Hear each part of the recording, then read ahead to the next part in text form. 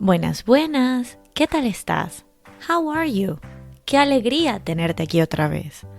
Comenzar con buenas bases en gramática es una inversión de tiempo y esfuerzo que te va a pagar mucho a mediano y largo plazo.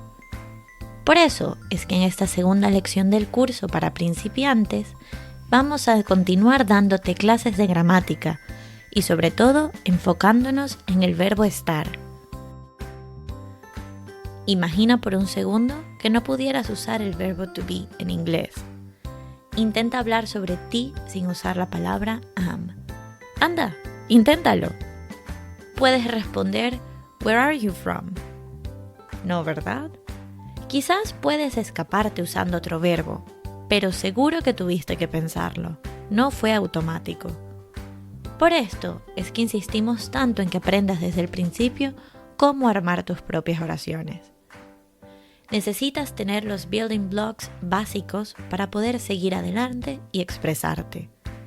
Por todo esto, en este curso nos vamos a enfocar en estar y por suerte para ti, este verbo es bastante fácil de usar. Vamos a repasar los pronombres personales, las conjugaciones de estar, sus reglas específicas y un par de tips más que te ayudarán a usarlos correctamente. No olvides que tienes materiales descargables disponibles en el menú. Estos te ayudarán a través de las lecciones con el vocabulario, lecturas complementarias y otros datos interesantes que te ayudarán a mejorar. Sin más que decir, comencemos.